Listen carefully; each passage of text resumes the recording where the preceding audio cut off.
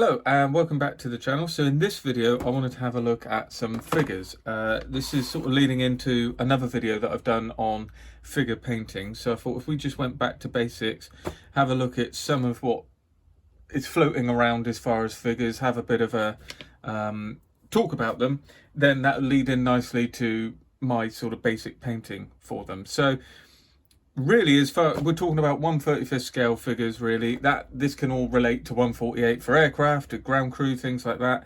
But generally, most figures you're going to see is with vehicles in the 1/35 scale. Going back to basics, really, there's kind of 3 or 4 main manufacturers that are around now that do plastic figures. So you've got Tamiya, which is what these both sets are. These are from Tamiya. Then you've got Dragon, Mini Art. There's a couple then floating around, like Gecko Miniatures do a couple of Tank Crew sets, a few odd ones like that. But the main manufacturers are Tamiya, Mini Art, Dragon, and then odd people like Italieri and people like that would do odd sets. Now, as far as quality, I would think, and availability as well. Dragon is certainly not as prolific as they used to be. There used to be a lot of Dragon sets all the time coming out, and they're a bit more difficult to get, and they're kind of stopped around kind of 2010 2012 as far as progressing. So the only one that's really sort of moving forward now are Mini Art and Tamiya. As far as military based figures, there's probably a couple others, but I can't think of them off the top of my head. But I'm not trying to do anyone disservice. Please get in touch in the comments down below if you think there's other sets. But these are the ones that I'd look at specifically. Now, if we focus on Tamiya, they've got kind of 3 versions, and they're all on sale at the minute. And that's the problem slightly with that, is you've kind of got very old, which is kind of 1970s. Then you've got in the middle, which is this set here, which is kind of, you know, noughties, mid 2000s. Then you've got recent, and then this would be more like, I don't know if we've got a date on here, but this set would probably be more like, yeah, 2017. So this sort of sets then the new period going forward, and they're better and better. I've got the Comet next to me, which comes with a couple of crew figures, and that's brand new. And these are some of the best sculpts I've seen from Tamiya, really. So to unpack this, there's a couple of ways you can go about figures, and really, as far as painting them, which is often what people struggle with, the easiest way to get good at painting first is to start with a really good sculpt. So you could go for like a resin model figure, which would be like Alpine or someone like that. Lots of short run manufacturers that produce very high quality resin figures, and that's a great starting point. But if you want to go through plastic figures, which is where a lot of people start, because resin figures can be almost the price of one of these sets, then there's a couple ways to get around that. So if you want to go for like middling, I would suggest not starting with the really old sets. You can have a look on Scale Mates, do a bit of research on Google, but you can usually tell from the artwork on the box that they're a little bit older. Now, these ones with this kind of heritage, so sometimes it's got a printing date. It's just, bear with me, I'll see if I can see it. They don't always put it on for obvious reasons, because it's 1996, there you go. So this is 1996. So that obviously shows where Tamiya was in 1996. Now, as far as the actual uniforms are concerned, if we go for here, as far as detail, we've got an iron cross moulded in, the belt buckle moulded in, couple of the insignia patches obviously showing, and all of this makes life a lot easier for picking these out. Got some nice sort of trouser seams and lines to follow there, so they're pretty good. Now, where they usually let down of this age is the face sculpt, and the more it looks like a face, the easier it is going to be to paint. So if we take that as a kind of example, it's pretty good, to be honest, and it's a pretty good way of getting, I expect this is newer, that's why they've put it in there, Yeah, and it's not got a date on it, but I'm almost certain this is newer. This sprue, which obviously is an addition that gives you the crew bits. And maybe not, maybe not. Hard to tell, but it's all very much similar, and you get a few extras like little birds and things like that. I think in one of these sets you get a cat as well, in one of the crew figure sets. So this here is the German Tank Crew at rest. Nicely set about. You've got a few things, a stool, a couple birds, like I said, little accessories running around the side, and overall that's pretty good. It can be improved, and we'll come on to how you improve these in a moment. Then if we take a jump up to the 2017 set, now I've actually got these as well, so it comes with these decals, this set does, but I also bought these decal sets as well for detailing up, and I got the wrong ones, so let me just check what have we got here. This is, yeah, these here are the wrong ones. These are the Afrika Korn Waffen SS, which I think might be all right, but I believe I got this set here, which is the one that, of course, I got two sets of the wrong ones, which has the insignias here for which are act as decals. So these are all parts here that you can put on for the. It's got belt buckles. It's got the sort of flash there for the ribbon for the Iron Cross, helmet insignia, all that sort of stuff. The eagles, all the things that are hard to paint, shoulder boards, all that sort of stuff. We've also got a set here in 1/16, and you get this with the kit. Now these are printed by Tamiya, and then these sets are printed by Cartograph, and they are pretty good. However, I use these and they're fantastic as well, so there we are, no problem there. You get a nice little explanation of what all the parts are. So you've got the raised cockade here where the pink is meant to go with all the piping and all that sort of stuff, and then you've got a few different ways that the uniform goes about as well, because it changes over different periods. So the pink is gone in 1939, and then the raised cockade is gone in 1942. So just shows you depending on when you're doing your figure. And then we get into the plastic parts as well. Now I've used some of the decals. I basically bought this set for the decals.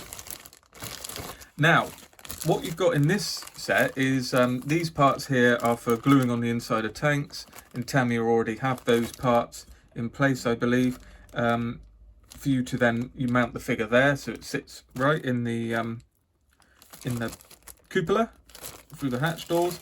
And let's have a look. Let's get in here and sort of compare the difference, just so we can see how much they've come on. So if we have a look at the face sculpts, there and here, you can already see as well in the folds and the way that the cap is two parts, and the way that the folds and the collars and stuff to the tunic, how that goes in separately. So I think we can see there's obviously an improvement, the finesse there as well, and the headphones. Fingers are still, they're pretty good. There we can see these, I think they're gloved there. And then they're bare hands. So it's all little refinements like that. So if we then compare that to something like this, we put the face side by side. I think what you'll see straight away is the proportions. This is much more in scale than the one back there, which is the older one. And probably the figures themselves are a little less broad, got a little bit more shape to them, if you see what I mean. And all of that just helps to make things look a bit more natural, which is what you're trying to do. If we look at the headphones, is there much difference there? I mean, a little bit. There's refinement. It's very subtle. So these kits here, I think the way those heads look out of the box, these would be very good to start with. I think you wouldn't have any issue, and this would probably be the way I would suggest to go with the best sculpt if you're going to do German figures. Also, you've got the benefit of the Decals as well, and they're getting this in the new, they've done a new reconnaissance US Army set as well, and that comes with insignia decals. So this is a very good way to go. Now, that's kind of basics. We'll have a quick look at some mini art. Now, obviously, these have different ages to them, so that some sculpts are better than others. The plastic is a little bit soft, but if we just have a look, this is a British Jeep crew. We have a look there. You can see that there's a good amount of detail. It's different in comparison. I know they're different uniforms, but also the way they're done, it's more kind of like, I don't know how to say. I suppose it's pretty good. It's pretty good. I was going to say it's a bit more artistic, but I don't suppose it is. And if we look at the heads, they're pretty good. One thing you'll see is the mini art stuff's a bit flashier, as in it's got more flash around it. But overall, it's looking pretty good. So that gives you an idea of something like mini art. They get better, a little bit better, a little bit worse depending on the age. And then if we go for a set of dragon figures, there you can see again. So they're cleaner. And there you can see again quite a lot of refinement in the creases. If you look at the boots, the hands. So all this is to say really is these are probably the best sort of figures to start with. I've done some gecko figures. They're okay, but the head sculpts are pretty bad. There's a gecko British figure. It needed a little bit of filling. It's all right, but it's a bit rough. So it's just something to bear in mind. I haven't tried a huge amount of other figures, but that gives you sort of basic introduction into what the plastic figures are looking like. Now if we have just a quick look at ways of improving these figures, and it really boils down to simple as adding heads. Now there's a number of ways to do this. It's resin heads because you can get a lot more refinement, and these are usually sculpted by specific sculptors sculpting heads for 1/35 figures. Now I've got a set here from Alpine, which is for US figures, which has a couple of hands as well. I actually think these are a little bit inferior to the Hornet figures, which I thought was I found a bit of a surprise, but I think we'll do a side by side and you can judge for yourself. So what you get is a very well rendered face, complete with the helmet, chin strap round the back there, everything you expect. So that looks very nice. Now if we have a look at some Hornet figures, so I've got some with berets here. These are older ones, but it's the same sculpt. We have a look at, say, this one. You can see kind of what you're looking for. Try not to drop it. We've also got some side caps. So these would be a direct replacement for some of those earlier Tamiya figures we looked at. And there's usually different expressions as well. So if we have a look at a couple of these, you can see that's very good. And then depending on the sculpt, some are better than others. There you can see that's a very well rendered face there. And that is then comparing to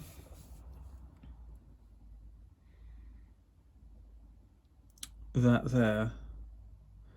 And all you do is you measure this kind of hole. You've got quite a long neck there. You drill a hole in there and then you can slide it in and it changes the figure. Now obviously you've got to start looking at proportions, and there is an argument that the head could look slightly small for the body, but it would work very well for the newer ones. But I'm going to go ahead and do this figure that we've got here because I need him for a project. So we'll show you some of the basics of what you need to be looking for, and we'll add one of these Hornet heads. just for building. We're not going to paint it just yet. We'll come back to that. Now, as far as what you've got, I mean, the selection I've got here, I've actually got 2 lots of side caps because I made a mistake, but I've got some Italian tanker heads there. The thing with Hornet is there's such a great selection that they've done in the catalogue. You've got here, these are British heads just with berets, side caps, worn in a specific way. You've got German, what are these, like SS camouflage colour. So these are, you know, more like your P-dot pattern type guys, assault troops. And then we've got, these are Italian Bustina caps as well. And I've got these for some sort of Spanish Civil War stuff that I've got in mind. And here's the catalogue from Hysterex, just to show you the sort of thing that Hornet have. So all the way through here, this is US, different types. So you've got 1960s as well, it's not all Second World War. You've got some Navy, sailors, some rural heads. And on through here, you've got heads without hair or with hair or without helmets, without any headgear. Look very natural, as you can see all the way through there, lots of different expressions. Quite a bizarre catalogue to look at, really. And then it goes on through, we've got some French style heads and helmets as well.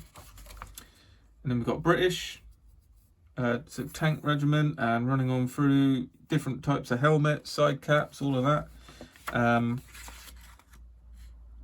Running into sort of different countries here, so we've got Japanese, Australians, Gurkhas, all the way through there.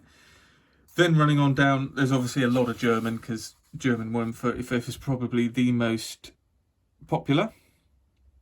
So you've got lots of different crews. You can see the detail there with the Panzer crews wearing the actual throat mics and the headgear as well. You've got different types of those as well. And then running on through, you've got a few more miscellaneous stuff running into the Russians. And then you've got hands as well.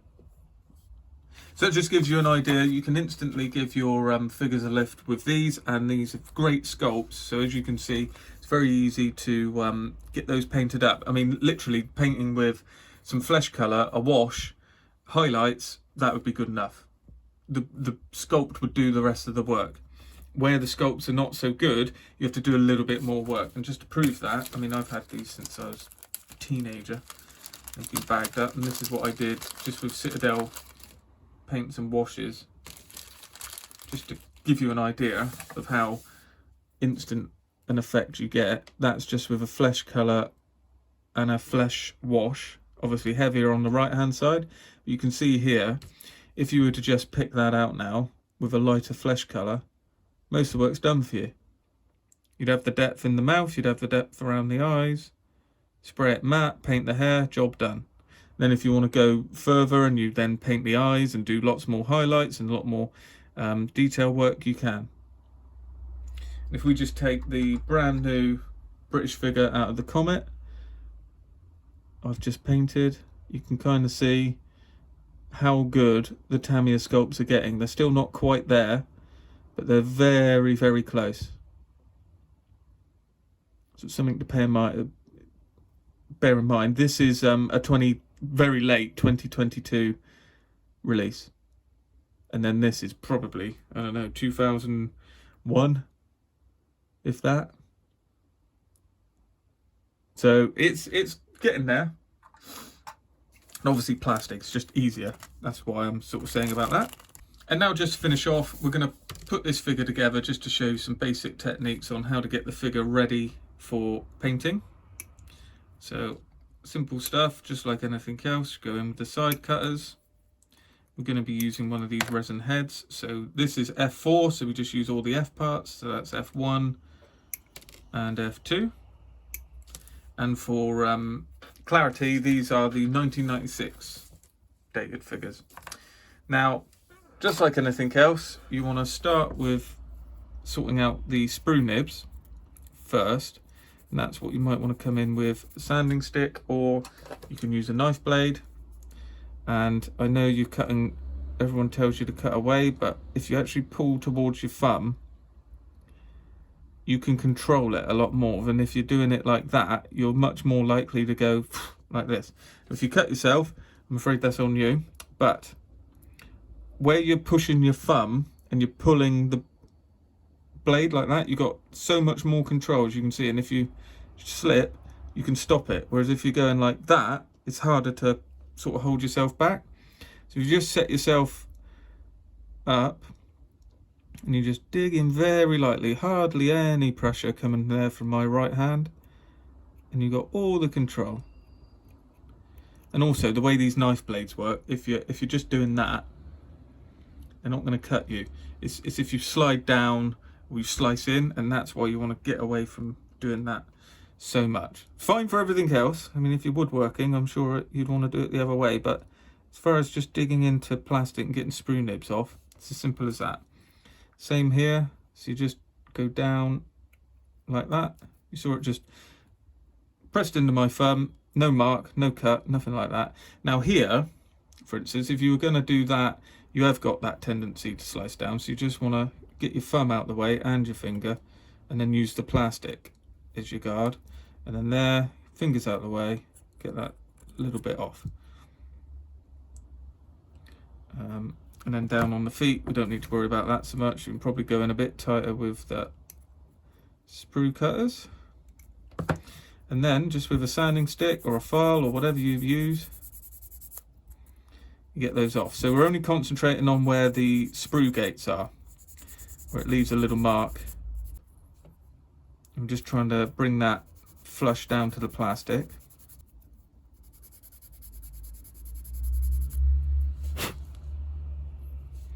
And then in there as well, just a little bit. We don't want to get rid of any of the folds or anything like that. We just want to do a little bit of work. Now when we got to this point, that's when one of the more important aspects of figure painting is seam lines, because they really show up when you get the paint on. So best way to do that is just to scrape with the blade like this, just run it down the seam till you see that the seam's gone and you're just sort of rubbing the plastic smooth. So that's the trousers, and then we're on to the tunic, and we'll just again slide down using a bit of control, and then do the belt. Don't try and do it all in one go. And then up to the armpit, sort of spread it around, and then you might want to just cut down into the belt, sort of seam line, reinstate that, and again up,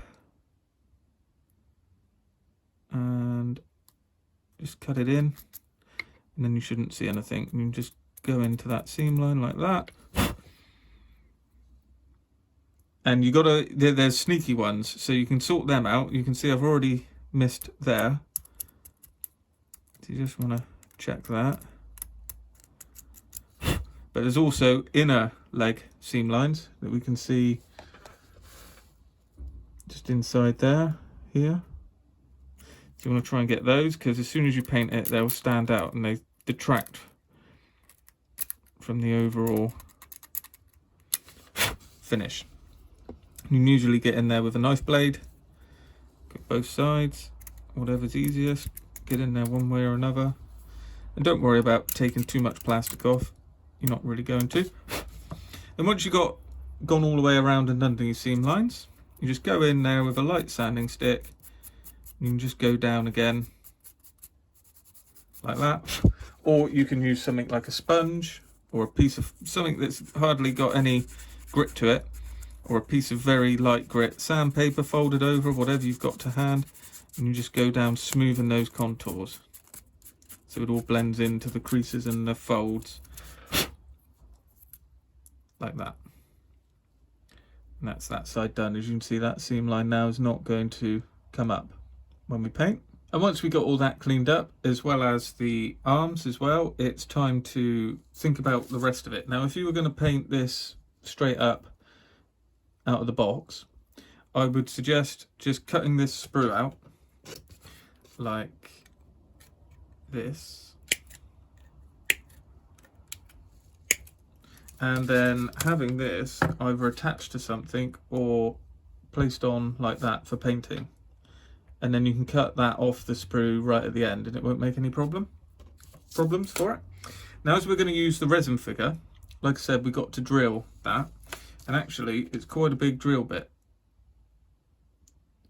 So that's 2.2, so I'm going to start with something like a 1, that's millimeters, and I'm going to pinpoint the center. So I'm going to go in at an angle like that, just until the drill starts to sort of find its way, and then point down, just to start things off. So we've got a hole like that. Now I think it's probably going to be too much of a jump to go up to this, certainly with fingers. Someone was asking as well, I got these out of Hobbycraft, and that's what they were called, Microbox. They're shank drill bits, basically. So if we jump up to 1.5, hopefully that's enough. If you need a bit more oomph and your fingers aren't enough, you can always put it in a drill, actual hand drill. So hopefully I'll have a little bit more. Yeah, much better. And now I might be able to get in there with the actual drill bit we want to use.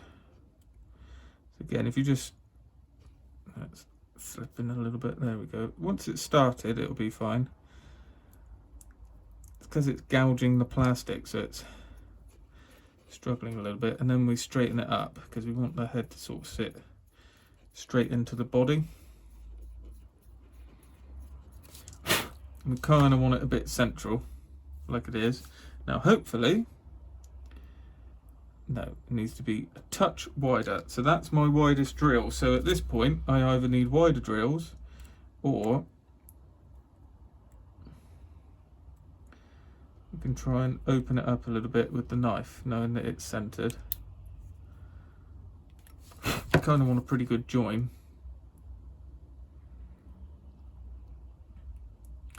No, there's a lot more to go. I'm going to need to find some bigger drill bits. So after quite a lot of hunting around for drills, I got to a 2.5, drilled that out a little bit, and then I've cut down and sanded around the neck just a little bit on the areas where you're not going to see. So we get a little bit of white tack, put it in there, and we'll see how the fit is, and then we can have a look at proportions. So if we get the neck straight, now we could obviously cut the neck down a little bit, which might be a good idea, just a touch, just to bring it down. But you can also see the proportions things coming into play, where the head looks a little bit small for the body. So that's, you can work on that back and forth. I'll probably just go with it for the sake of this. Now your other thing to consider is whether you're going to leave the arms off or not. Now I always tend just to glue them on, because I find it easier, but there is an argument here. If you left the arms off, you could paint the belt a lot easier, you could paint the hands a lot easier, you could get into the areas underneath here as well, and then just glue them on afterwards. But for the sake of what we're doing here, we'll get it all glued together. So for this, I actually use the slower Tamiya, which is the green one. I just put a bit on there, join the arm on, and get a bit of movement around there, and then when we're in the right area, give it a good firm push, look from the back as well, level everything up, and that push, just make sure you get that, where there was a little gap, you've got that little bit of plastic just kind of oozed out there, and go in with another bit of extra thin just around underneath. We won't glue the hand here, and then we do the same the other side. So just get it in position, move it around, and then actually firm it up for the pose that we want, and try and get that weld bead of melted plastic coming out, and then that will sort any gaps, make sure the arms lined up at the back, and there we are. That's our finished figure. And obviously the head's just tacked in. We will keep the head separate because that's easier for painting. And there we go. Now, the best thing you can do is get some sort of mount. Now, what I do is this. Because I've got some Games Workshop stuff floating around, I use an old base for one of their figures. I've drilled through and glued in a cocktail stick, which is just pointing like that. And then we get the underside of the figure, and then with a 1mm drill bit just through the heel, because that's always the strongest part and there's a lot of space. We just drill a straight up hole. You need to go in quite far. Again, I'm just using these hand turning drill bits, and obviously make sure there's no problems. You haven't drilled through the side, and then give that a twist, a turn. You can also super glue it if you need to. And then these Citadel painting handles, there's lots of different versions. I just got these to hand. You can hold that and then in with your paintbrush like so.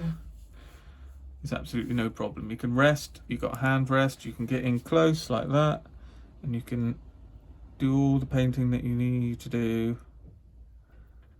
without much issue at all. So they make life a lot easier. Now, one last thing you can do as far as seam lines are concerned is where you've got a little bit of, see in the middle there where you've got a bit of the scraping, you just go on with the green Tamiya extra thin and just run that down in between the legs.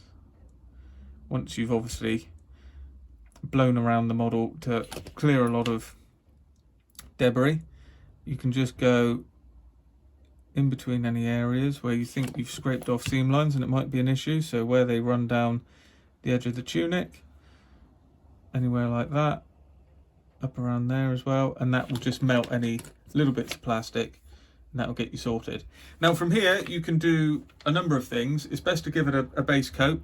That can be black, white, it could be zenithal. So zenithal is a shading technique where you would spray this black, and then from the top you would spray white across like this, which was then, as you look at it side on, you'd have a white gradient going down to black, and that starts to help the shadows. It's like in modeling it would be like black basing, pre-shading, that style, and the shadows show through. I generally, so if this is going to be a black uniform anyway, so I just spray this with an airbrush with a Tamiya, probably XF 85 rubber black, a little bit of an off black, or I could spray it black and then do a highlight of rubber black down like that, and then that would force the shadows. That's what you're trying to do. You're trying to put shadows in where they may not naturally lie in the light, so that when you look at it, it looks how you want it to look. And then from there you go into the painting process. So that's what we'll pick up next week, and we'll paint we'll actually get this figure from the Tamiya Comet painted and finished, and that will show you some techniques there as well. And later on down the line we'll actually get one of these Hornet heads painted up as well, the resin heads, so you can see how good they look. So there we are. Hopefully that shows you some basics if you're new to figures in 1/35 scale, or you've always wondered, or you get one box and it's good, and then the next box is a little bit older kind of sculpts.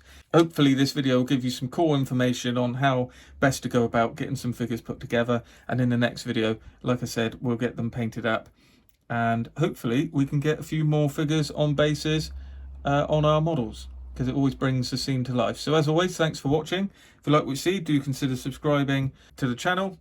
If you want to help out the channel, you can do so in the description box below. And as always, thanks for supporting, thanks for watching, and I'll see you in the next video.